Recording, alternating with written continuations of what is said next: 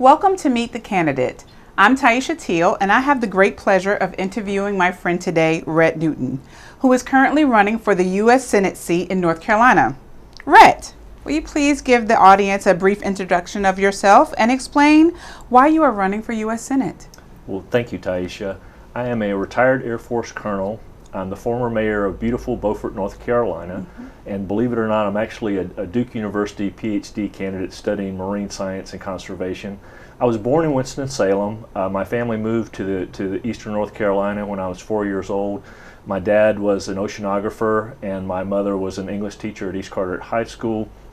So I grew up on the coast in this beautiful coastal ecosystem. Went off to Campbell University to play a little bit of basketball and to get a degree in mathematics. Then I went off to the Air Force for 28 years as an electronic warfare engineer, as an F-4 and F-15 fighter pilot, and then I closed out my career as an Arabic Foreign Area Officer, spending roughly 7 years in the Arab world. I retired as a colonel, back to beautiful Beaufort, North Carolina, and this is about the time that Duke University was building their drone lab, and they said, "Hey, how would you like to come volunteer?" And I said, "Sure." So they sent me all over the world doing some amazing research with drones and marine science.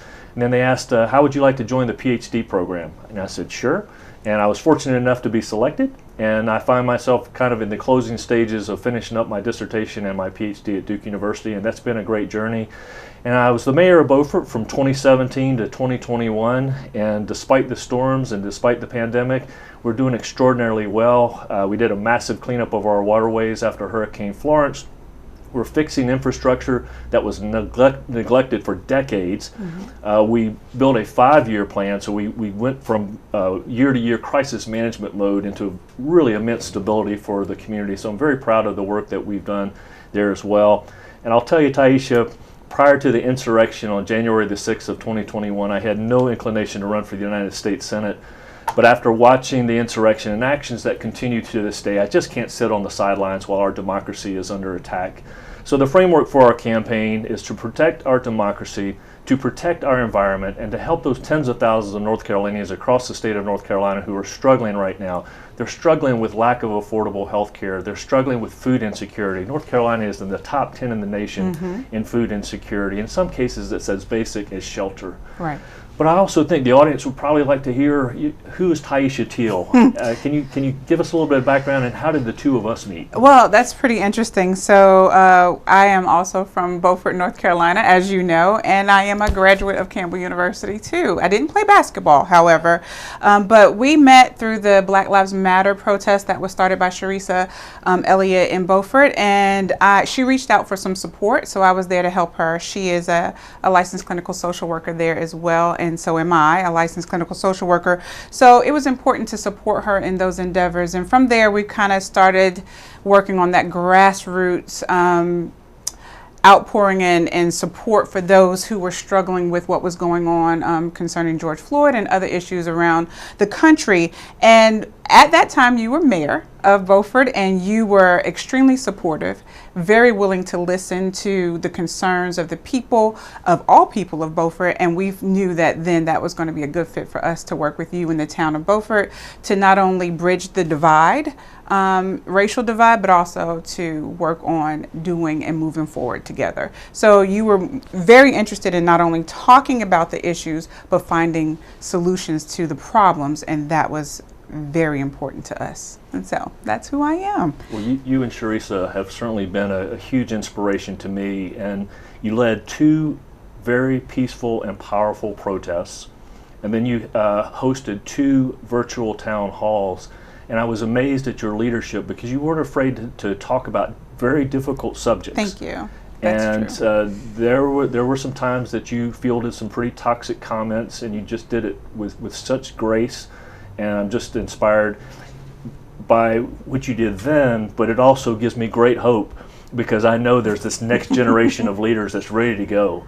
Yes. And you and Sharissa certainly identify as that next generation of leaders. So. Well, thank you. And I thank you on her behalf as well, because she's not here with us. But it's very important that we connect with leaders too, that are current leaders that are willing to work on the tough issues. And one of the tough issues that we have going on now is this partisan kind of politics that we see happening in our communities, in our country. We see it on television, we see it in the news. So there's some tough questions out there. One of them would be, how do you see yourself? Are you a conservative? Are you a liberal? And if not, where do you fall? Well, thank you. I hear that question quite frequently, and I guess my technical answer is it depends. Okay. Right? So I believe in balanced budgets. So where does that put me on the spectrum? I believe in helping our most vulnerable citizens. Again, where does that fit in the spectrum? I believe in law enforcement. When there is transparency, accountability, and integrity, it's a really vital component of our community. I believe in protecting our environment, and I also believe in protecting our private information. So as you can see, I'm all over the spectrum, so I just don't allow people to corner me into either a conservative or liberal. It really just depends on the specific issue. Great, wonderful. Oftentimes we do want to pigeonhole our candidates into particular places, but then we do know that getting things done requires a lot of bipartisanship and work on both sides of the aisle. So if you are elected as the U.S. Senate for North Carolina, how are you going to work with those across the aisle? Well, you and I live in a very conservative county, and it doesn't shift very much from election to election. But despite those differences, we can work together to make incremental progress. And we've done that in Beaufort, right? One of the key questions I asked is, who wouldn't want to have a clean water coastal community? And this bridges the divide between the two parties, because it's good for the environment, it's good for public health, it's great for commerce, and who wouldn't want to come to the coast to a clean water coastal community?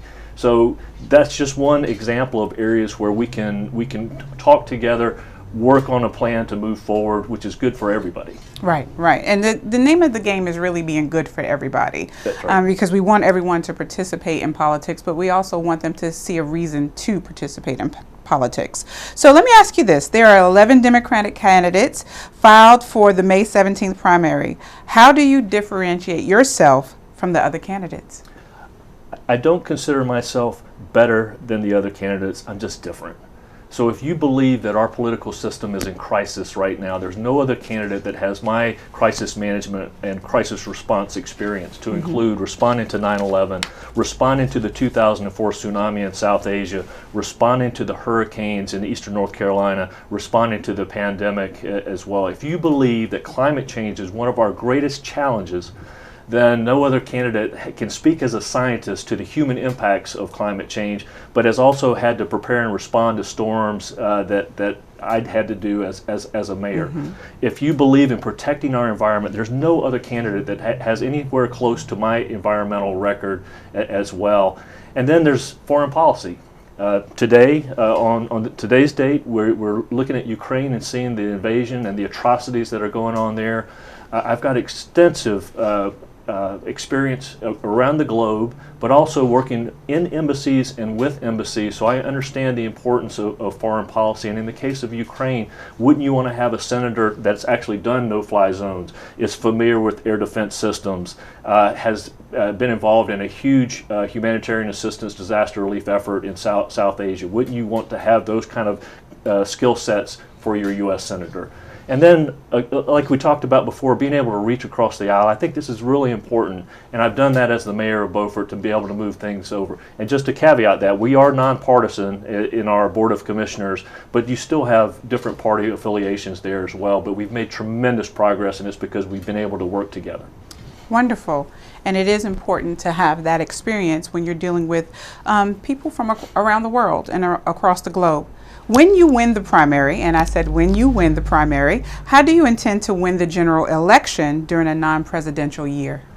So one of the first questions I asked Taisha when I started this campaign is, who is the Stacey Abrams of North Carolina? And the answer is, there is none. Now we're starting to build this across the state right now. We're a bit behind Georgia and the efforts of Stacey, but we can use her as a great example of how you start to build to win a general election. And what they did in Georgia is they considered every county to be important. Not just blue counties, not just red counties, but every county. And that's what I've strived to do in this campaign, is to get to every single county. And I've got a pretty good handle on what's happening in Carteret County, but when I go to other counties, I listen. And I don't presume to know what the challenges are in Hyde County or Transylvania County or Orange County. So I listen and I look for common threads. And the common threads that I've seen so far across the state, there is a lack of mental health capacity, something near and dear to your heart. And there's a lot of trauma out there. There is a lack of substance abuse treatment. It's like we're trying to arrest our way out of this substantial drug problem that we have, and it's not unique to North Carolina. This is across the nation as well, but we don't have adequate substance abuse treatment. Again, this is in your wheelhouse much more so than mine. When I go to rural areas, a lack of broadband. So if you're a student trying to get caught up on work, or if you've had to work from home, how do you get on the internet to be able to do your schoolwork? Or also in the rural areas, sometimes it's a lack of transportation. So if you don't have reliable transportation, how do you get back and forth to work? How do you get back and forth to school, or to your medical appointments, or to the grocery store as well? So these are some of the common threads that I'm hearing throughout the state. And certainly the fact that we haven't expanded Medicaid is a big deal. And if you want to talk about economic development, if we would just expand Medicaid, which is even easier now with the American Rescue Plan, it lifted most of the burden from the states, but it involves hundreds of thousands of North Carolinians. Over 500,000 North Carolinians will be positively impacted by expanding Medicaid. Tens of thousands of jobs and billions in economic development as well. So this is just another classic example of things that we can do today to help North Carolinians. Very good. And so a lot of the things that you just mentioned, expanding Medicaid, broadband issues, transportation issues, and just the overall general perception of what people are going through in this country can speak to national security issues and concerns for national security. Can you speak a little bit on that? Well, I will tell you that right now I'm really inspired by President Biden and his desire to rebuild allies that were fractured under the previous administration, and that's really critical. But I think what you're also asking is how do we help people around the globe? Right. Not just the wealthy countries, but certainly the developing nations as well. USAID is one example of an agency in the United States that really helps people throughout the world, and we need to be able to do a better job of funding USAID. And this is a domestic problem, but we've defunded HUD as well over the last couple of decades, and that's another classic example where we need to be able to provide funding for that. The other thing that President Biden has done with this Ukraine invasion, he didn't just focus specifically on the military, which we did the past 2 decades in Iraq and Afghanistan. He used kind of a holistic approach. We use the acronym DIME. It's diplomacy, it's information and intelligence, it's military, and it's economic. And in this case, it's economic sanctions against the Russians, and it's starting to take a big hold. But looking at these things holistically is really important. And we want to do the same thing with our allies and with the developing nations as well. Wonderful. Thank you. As you know, I'm a certified social worker. I'm a licensed clinical social worker, and you and I have had lots of conversations about the growing wage gap and those that are really struggling in our economy right now. For the voters of North Carolina, what do you do, or what do you want to do to help our most valuable or vulnerable citizens? Well, we were successful in passing a $15 minimum wage and competitive salaries for our town staff, and it works. And it provides quality of life, quality of job. It helps with retention, because if you pay people competitive salaries and there's good leadership, people want to stay. Instead of training your police officers or your firefighters and then they leave to go somewhere else because they can get better pay, we're keeping those employees in the town of Beaufort because of that. And it's also good for the economy, because that money comes right back to the economy. So that's a really important aspect of helping the most vulnerable citizens. But we also need to recognize there's not a cookie cutter solution. And another example here is we know we have hundreds of families in eastern North Carolina that still have not recovered from Hurricane Florence. And absent some form of assistance, they're just not going to be able to recover, right? But each family situation is different. And so we can't really think of this in a cookie cutter thing. You see this on a daily basis with your work, that the needs of one family may be different than the needs of the other family. But certainly, Yes. certainly there are areas that we can address, like affordable health care. And I'm not naive enough to think that private insurance is going away. It's not. But I do feel like health care is a right. And we need to help people that don't have the health care that they need. And that includes preventive medicine. Instead of just showing up at the emergency room when you have a problem, it means dental, it means hearing, it means sight, kind of a comprehensive health care for all. And again, I'm not naive to think private insurance is going away. It's not, in my view as well. So that's another area. Student debt reduction would be helpful. That would be very nice. Yeah, as a stimulus. Okay. Right? That would be, because you can see it in students, the burden that they have assumed and having to pay that down over time. How about child care and universal pre-K? These are things for young families that would be really helpful as well. I know child care costs are really large right now, and it's very difficult on young families that are just trying to get started. So these are a couple of the ideas, but again, let's not fool ourselves that there's a cookie cutter solution. But I'd like to hear from you. What are the things that you see that your U.S. Senator could help? Well, I think you spoke to the heart of the matter. There are people who are struggling, but all struggles are not the same. And so that we do need the right politicians in place to make sure that they're meeting the needs of all people. It's definitely important that we address food insecurity.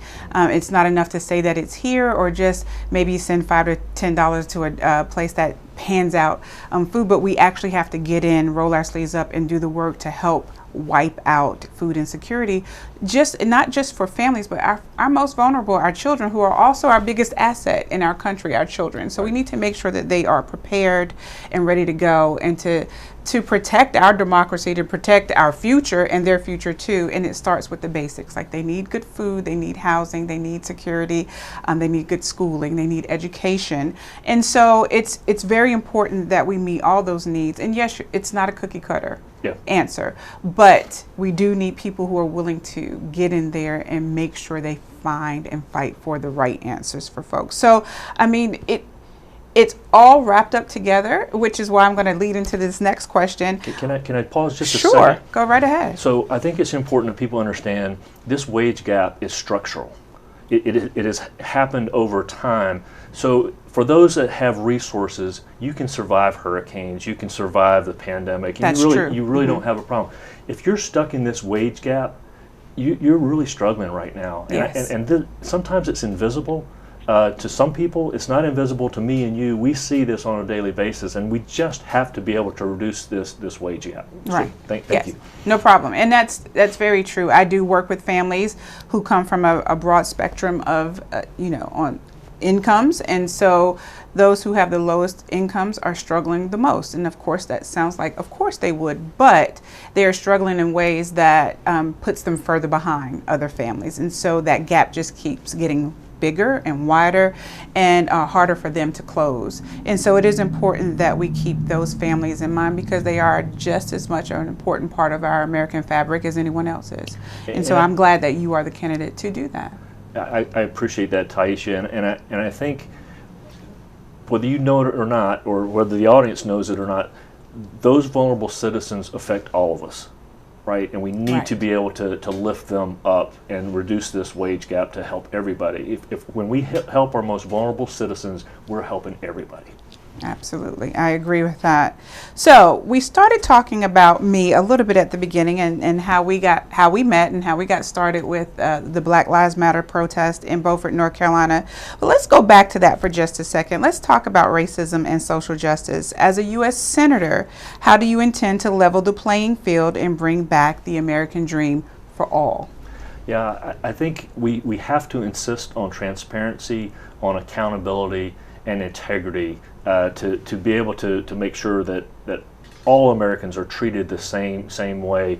In Carteret County, we had 2 black gentlemen go to jail for 8 years apiece for a $36,000 real estate transaction. And that just wouldn't happen to me as a white middle-class male. and we've got to be able to level the playing field.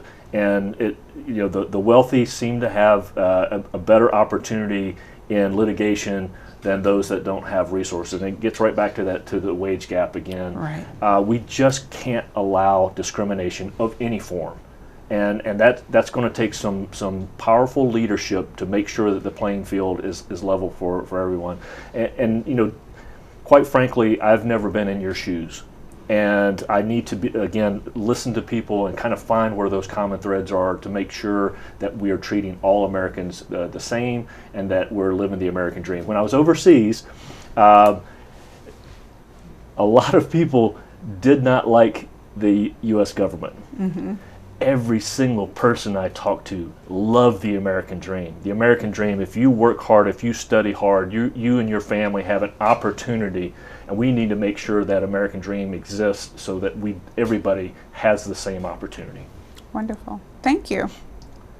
And so I think that we're about to run out of time. Is there anything else you want to share with the audience before we close? Yes. Thank you, Taisha, for this interview. What I want to tell the audience is that your vote matters.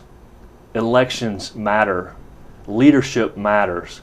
Just imagine if Governor Cooper, Secretary Marshall, Attorney General Stein had not been elected. Had they not been elected, then we would be seeing the same voter suppression laws that are in Georgia, in Texas, and Arizona. So your vote matters, elections matter, and leadership matters. Thank you. Thank you, Taisha. You're welcome. Thank you.